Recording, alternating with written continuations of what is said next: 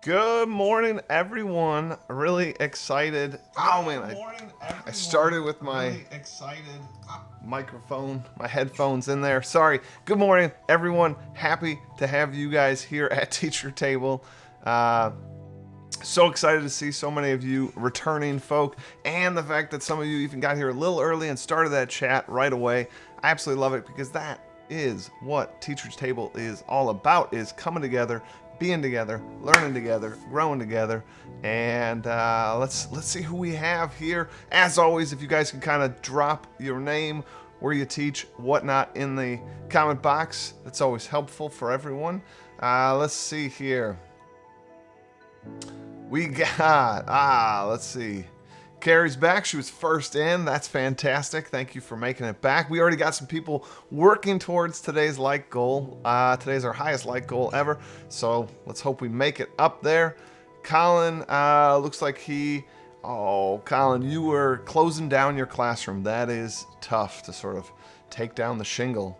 That's never easy. Jason, you missed a great chat yesterday about gamification. Again, we will do more of those, of course. Don, I love it. Don, that's 3 days in a row. You're a regular. I dig it. Really, really do appreciate having you on. And Kyle making it. That's fabulous. Nick Davis. I gotta say, Nick Davis, you have been posting some amazing photographs in your Instagram and Facebook feed. I absolutely love it. Nick loves photography. He's been choosing to sort of do that with his daughter. I know that, and that's awesome. That's the kind of thing we should be doing, is seeking out some of those passions right now. Phil made it back from New Jersey. Love that you're jumping in every day. Timothy, this is your first time. Welcome to Teacher's Table. Pull up a chair. Really glad to have you. Scott made it. That's fabulous. Jennifer made it back. Paolo made it back again, 2 for 2. I love it. Kyle, good to see you. Took a screen break yesterday. That's always important, We need that little break. Willis, I'm glad you made it. That's fantastic. Jennifer Ledford's here. Again, this is awesome. Tina, love having new people jump in, and I'm glad you were able to catch it live today. That's fabulous. Yeah. All right. So today's chat is kind of an open Q&A. We can kind of go anywhere. We're a bunch of teachers. We got a bunch of ideas. We got a bunch of things we want to talk about and share. What I was hoping we could kind of do. Somebody did it yesterday. I apologize. I don't remember who, but in the feed here in the chat, when you sort of definitely want me to highlight something, right? Or like it's hard for me to kind of jump through there because I'm a one-man show. This is all. I mean, it's me. And it'd be nice if you guys could either if you could put kind of a cue at the beginning of your thing, then I know to sort of like, wow, there might be a lot of chat on here, and might be a lot of people responding to each other, which is great and which is what we want, but it makes it a little hard for me to find the cues. So if you have a question, something you want to put out, something that you want to like rattle around and kick around, that'd be awesome. Put a cue in front of your statement, and that would be really nice, really easy. Love seeing everybody here. We're getting more and more people here. We're already at 10 on the likes. Today's like goal is we're trying to hit that 30 likes. That's pretty tough. So let's invite some of our friends here and let's do it. We have hit every like goal. That is impressive to me, guys. Every like goal's been hit. I love this community. You guys are great. Let's see who else here. Natalia made it back. Destiny's here. Let's see here. Oh, we got our first question. All right. Haven't even read it. Let's see. Don says, question. I am wondering the thoughts that teachers have about the trend of virtual classrooms. What are the pros and cons? Well, other people obviously respond to Don. That'd be awesome. I'm going to say, Don, I think there are a lot of advantages to doing things this way. Do I ever think that this should just sort of be the way for everyone? No, I don't. A colleague and I were talking yesterday about how, when this all happened, we started to go on the internet and look towards the virtual schools. Like, look at the ones that do this all the time. This is their bread and butter. And to grab any sort of advice, read their blog posts, right? And we were discussing, like, that wasn't wrong of us to do. Like, these are clearly leaders in that sort of area. But teachers that teach at online schools, this is my assumption here, giant assumption here, but I think that's a different subset, right? Because the teachers are teaching students who have self-opted into that. This is a self-selected. This is a subset of all students, right? And just as much as, like, I love arts, should we turn every school into an arts performance school? I don't know. I don't think so. But could a subset of students do really well in that? For sure, right? So while online school we've been forced to sort of make some great strides in here, and I think we have made some great strides. I don't know if I'd want it to be straight virtual. Now, what I think is a fascinating topic, and I'm sure, Don, you've already hit on this. I'm sure this is part of your question is, are we ever going to move to some sort of blended model where maybe kids are on campus only 4 days a week, and that's kind of a rotating, which group of students aren't in there at that time, to maybe keep class sizes down? That would be pretty awesome. I could see that, where 20% of your population on any given day not there. I could see somebody putting pen to paper and figuring that schedule out. I think that would be pretty cool, pretty powerful. We mentioned on one of the other teacher tables, I think there's so many things that we're going to learn through this process that will forever impact the way we teach, so there'll be some lasting changes. I definitely think that. Let's see who else we got here. I got to go back here. Lots. I love it. Love it. Wim dropping in to say hi. Love it. Thanks for playing. He's done some of the Let's Plays. That's fabulous. Some answers to Don. That's awesome.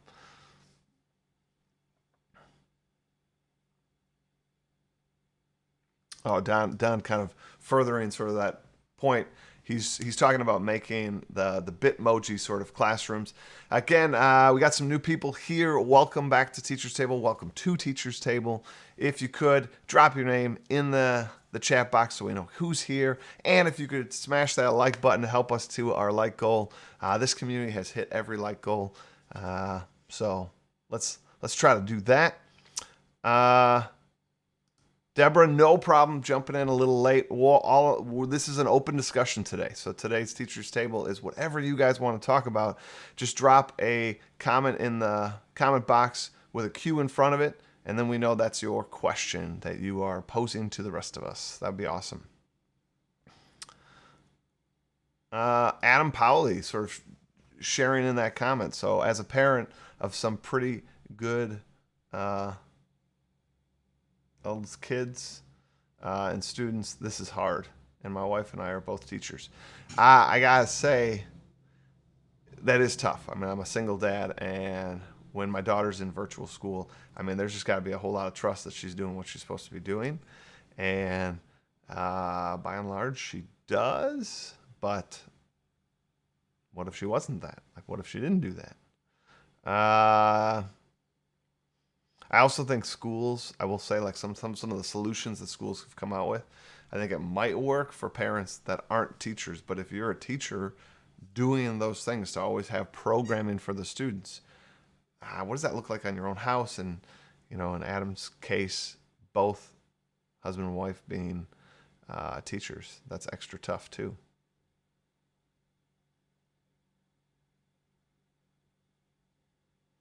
All right, Don providing really good questions here. So now he wants that sort of follow up on the virtual blended learning sort of sense. I have no idea what this is ultimately going to look like. I mean, none of us do, right? That's kind of an obvious. But I really think, I guess I'll speak for my own classroom. It's going to be impacted, right? I'm going to teach differently moving forward. So one of the I think easiest examples is our school. I I teach at a private school, and one of the ways you want to sort of show that you really care and you're all there is if there's a concern, we try to be pretty quick to like come on in, have a meeting with us, and invite other people to be at that meeting. So as many people as you can kind of get around the table, not as any sort of show of force, but just a show of love, a show of care that like we're all in it. Let's figure this out for this student, like, or this family. But that's incredibly burdensome on the family. Like that model was pretty good when you had a lot of single working families, but now you have, everyone seems to have double parents working, and it while that's a super nice gesture, it's also really hard on that family to be like, all right, so I'm gonna show up to work late so that I can come here and do this meeting, right? Where ultimately a lot of us say sort of the same thing, like the students sort of not turning their work or whatever, and these are the steps we've taken. So to now be able to sort of really understand that parents and kids sort of get these sort of virtual meetings, these virtual spaces. We use Google Meet. Super simple to set up a Google Meet. No one needs to have like a special product or a download. Like I like Zoom, but you do need kind of proprietary software installed. Google Meet, I'm going to just shoot them a link. Boom. Say, hey, at 4, can we meet? And I could send that out to my team. Hey, at 4, I'm meeting with Don. Let's talk together at 4 if you can make it. And now, no matter where anybody is, if somebody went home early, if Don's just sort of cleared 15 minutes in his schedule at work so he didn't have to like drive all the way out to school, I think that's a for sure always going to be present sort of moving forward, is a little virtual meeting space for parents and teachers. And I love that, to be honest. I think that makes us more accessible in a better format, right? Like, because right now teachers are 100% accessible by email. And I really, really don't like email because you have that tone issue, that problem, right? A lot of times as a teacher, to be honest, like email, great idea maybe in the corporate space where like my job is to respond to the email so I can sit down, think it through. Maybe I already have enough templates for customers that I can just like grab this template and say, hey, here was your question. But as a teacher, like the reality is I got kids coming through that door in like 3 minutes from now. Oh shoot, like, Susie Q wrote me an email. I'm going to just pop down. I want to get this done because I want Susie Q to have her answer. So I'm like, hey, Susie, like, yeah, thanks for contacting me. Yeah, you can just find the information here on the website, slap the link in, and, say thanks, send on. But then, like, Susie reads that wrong. Like, wow, like, I wrote this heartfelt thing, and he just sort of brushed me off and threw me in a link. I really had a lot of questions. He didn't answer it. Right? So email, like, you got that tone issue, where if we have a virtual meeting, it's like, safe, right? Like you can see in my attitude and my disposition that I'm here. I absolutely love your student, your child, and I'm excited to like do the best for them and best by them. But the reality is there is no misinterpreting that, and I think that's a little better than email, and ultimately doesn't take that much more time. So either one way or the other, either have these virtual meetings or sort of get to a point where we agree as a society that email can be that light, like almost reduce email down to, a tweet or two so that no one's offended that I didn't spend like 35 minutes writing a perfectly scripted, 3-paragraph response. I don't have 35 minutes. I got 3 minutes before those kids come in. I also have to like go make copies, I got to get my coffee, right? These are real things. So I guess I just wish we would kind of embrace that. All right, so that was a really long response. Let's see if we have any other cues. So let's fly through here.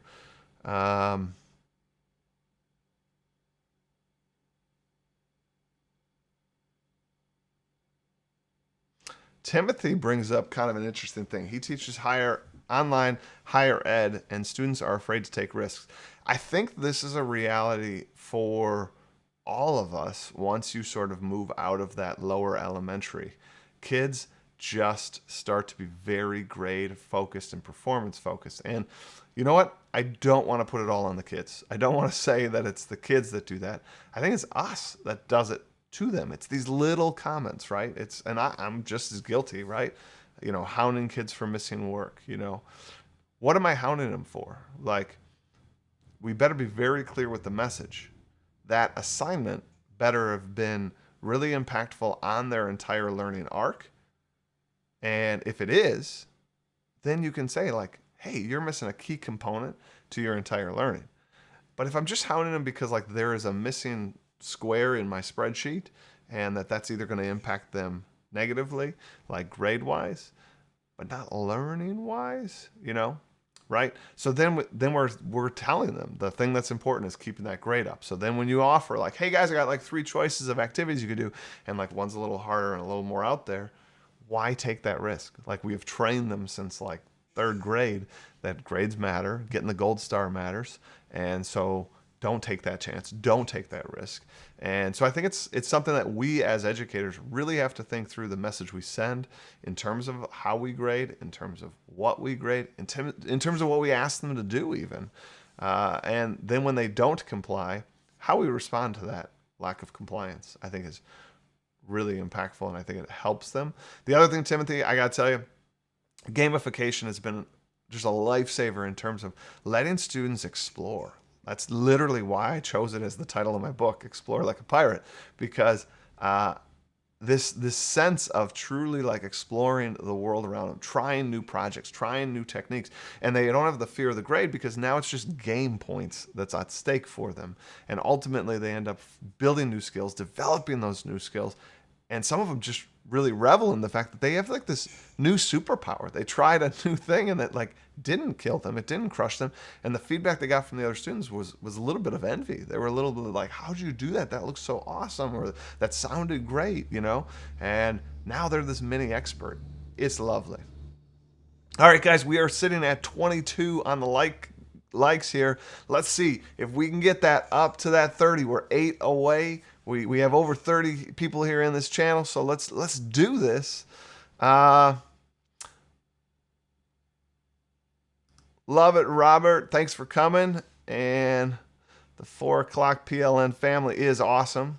Don, you've definitely shared that with them. I appreciate you sending that on. Deborah, welcome from Knee-High, Wisconsin. Blended learning is not new, but doing it all the time and from home is. That's so true. So true. Not a new idea. But I think this really turned the dial up on that idea of blended learning, right? Like I think it's something we all said like, yeah, we have blended learning. Yeah, we can do blended learning, but it's a whole nother thing to actually like now be forced to do it. And I think what Don and I were sort of talking about is that is definitely going to impact us moving forward. I think this is a bit of a watershed moment for some of these things. And blended learning, I think we now get it, and we get its power. Let's see.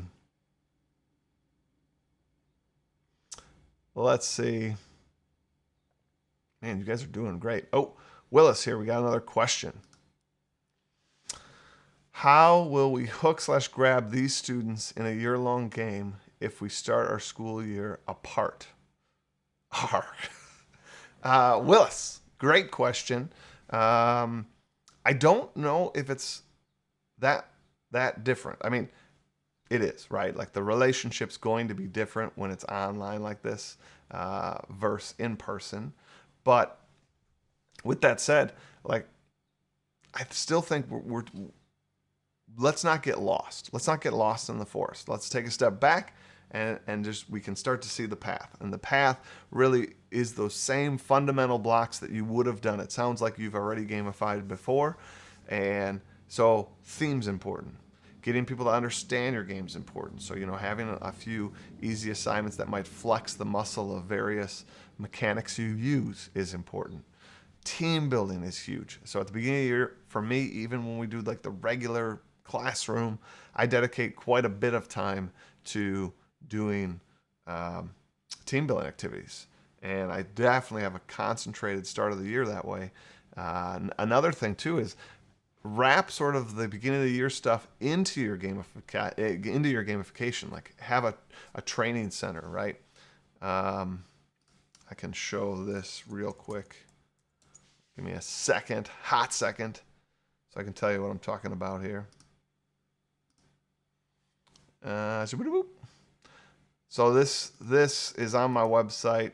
this is the beginning of the year for me. This is a training center, and they've never played Realm of Nobles. They don't get Realm of Nobles, and they go to the main site, and I navigate them to this spot.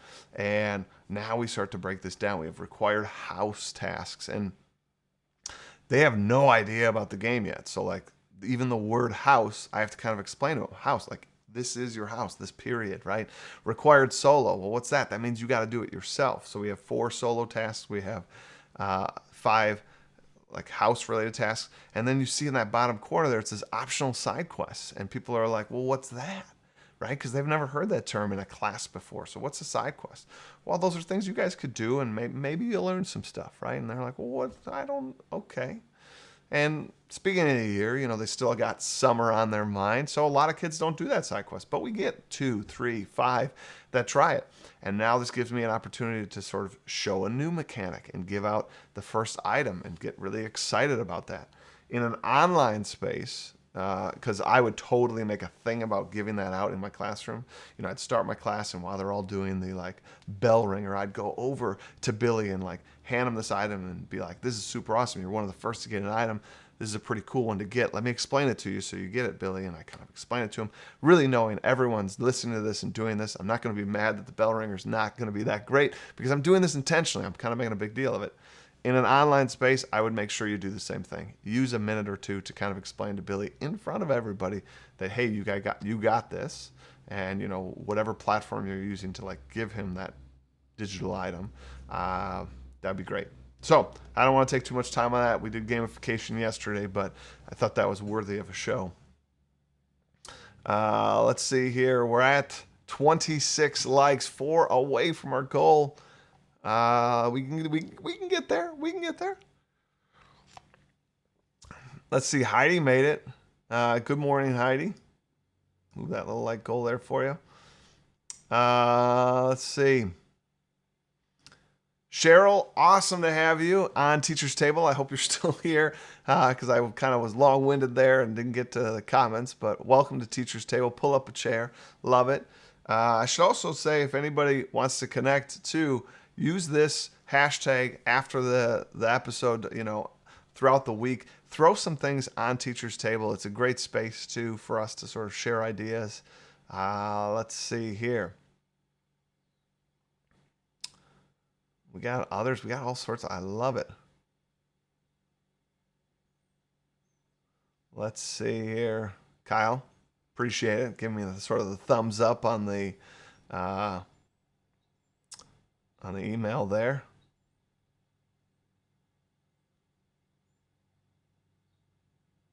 Ooh, Nick asking a big question. What's your reflection process?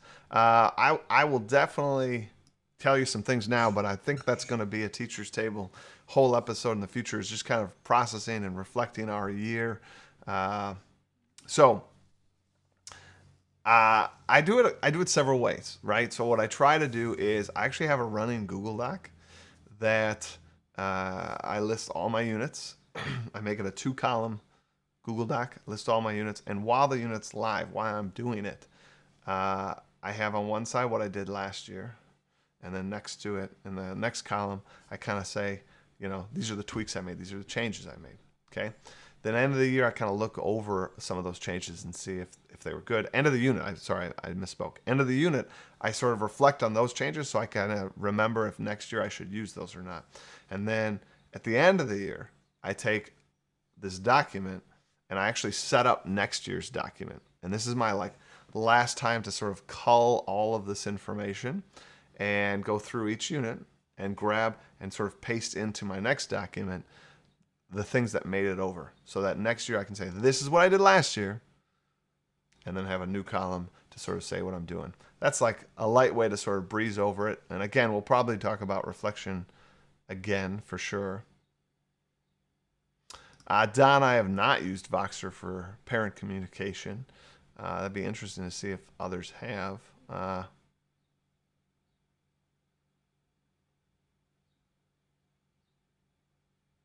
Jason giving me the like on the emails. I dig it. Deborah, Also struggles with email time. Flipgrid has been useful for my students. I like that. That's awesome. Flipgrid is a great tool.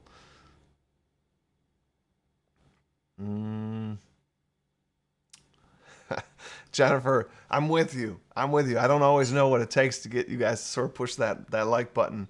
But I really do appreciate all of you guys that are here every day building this community out. It really feels awesome. Let's see. Destiny has a big one here. Destiny, I think the struggle with online learning was that it was heavily relied on skills that are not taught, like time management, prioritizing, email checking, and more independent learning. Couldn't agree more. These are a skill set. I teach sixth grade. Like, while we ask them to be organized, it's sixth grade organized. I mean, we understand that the binder is going to have paper sticking every which way, right? We know that because they're sixth graders. And then all of a sudden we flipped the switch and said, hey, we're doing online learning. We expect you to be at the meetings at the right time, have all the things, turn things in 17 different ways, because I have them turn in one way, somebody else has them turn in the other, somebody's using our online tool, somebody else is using Google Classroom, right? Whew. It's a lot. It's a lot. And I think you make a good point that these skills aren't necessarily taught in school. But I ask, like, this is one of those exciting things, going back to Don's question at the very beginning. This is what excites me, right? Because I think these are the skills we should be teaching, right? When we talk about the 21st century learner, right, and these 21st century skills, like, why wouldn't we be teaching skills about true time management, about true like collaboration, about truly like organizing your digital life and creating digital efficiencies? Why wouldn't we be teaching this? Like, that seems way more pertinent than some of the things we still do currently teach in our unit. And when you think about your units, even my own units, really, like, what's the difference from one unit to the next? I mean, I hate to say it, right? World history, like, if you teach the sort of whole story arc, right, it is, each unit is very similar, right? You begin the culture, it was small, it got big, something happened, it died out. And then okay, next unit, we're going to talk about its roots. They settled on a river, blah, blah, got big, something happened, it falls, right? So if my units are going to be so similar, why can't we embed some of these other skills and hold kids sort of accountable to those skills, like about being, digitally organized and on time and these efficiencies, and that they matter. And this is where I think I get very excited about a true sort of blended model in where we can expect even our sixth graders to hold to those things. And I don't know how you guys all feel about it, but I definitely think that'd be awesome in my opinion.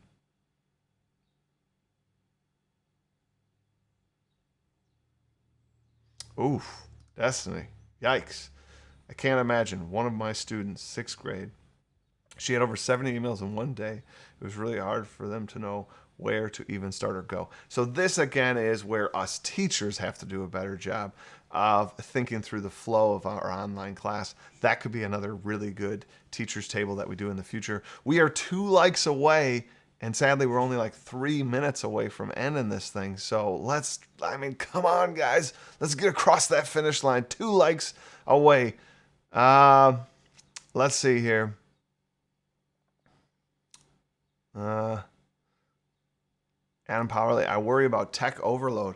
I agree. There is definitely tech fatigue, and I think that we have to think that through as well as teachers. I think it's awesome. Hey, we made it to 30. Thank you for whoever put us over the top there. Really appreciate it. We've made every like goal. That's awesome. I'm really impressed by this community. It's fabulous.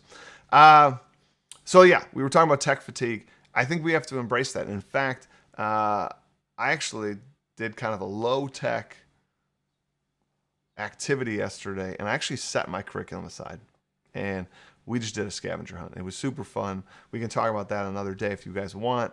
Let me know. Drop it in the comments down below if you're watching this afterwards, so I can kind of know what you guys are thinking. But my point here is it was nice to set it aside, and the sixth graders just responded so well, because they were like, this is the kind of thing we would do once in a while, right? Like, in sixth grade, you still have, not every Friday is Fun Friday or something like that, but you do build in every once in a while, once a month or something, some sort of just off the wall activity that didn't really fit the flow of your class, but you had to do it because the kids have been working hard. We've been driving them hard, and it's worth that little just like socialization and that like realization, bringing people together. And so I did that yesterday, and they were like, this was great. This was so awesome. And we talked about how we missed those things because in digital learning, us teachers, our classroom, at least at my school, we got reduced to 30 minutes when we used to have 70-minute classes. So a lot of us just feel like, all right, well, I just gotta do that content. I just gotta do that content. I just gotta do that content. And we have to remember about that like cognitive load and all sorts of things that are going on for those students. Somebody I didn't get to, but Colin, thank you for making it. We got some thank yous here. I really appreciate the community. It's growing. I love it. So thank you for returning. I'm going to ask too, if you guys could, pass this on to people you know in your family and in your PLN that you think could benefit by just a great positive space. This channel, this YouTube channel, is all about finding joy in the journey in the classroom as well as out of the classroom. Check out some of the other material I have here. I would love it and be honored if you did that. And I'm looking forward to tomorrow. Tomorrow's chat is all about sort of celebrations in the classroom. We can talk about kind of end of the year celebrations, wrapping some things up. We can also just talking about just general celebrations we have in the classroom. Very positive topic. Can't wait to hear what you guys think. That's all we have for today. So everybody take care and have a good one. And don't forget, post to Teacher's Table, the hashtag Teacher Table. Love to hear from you all. I posted a selfie with my coffee mug today. So check that out. All right, guys, that's all I got. Take care.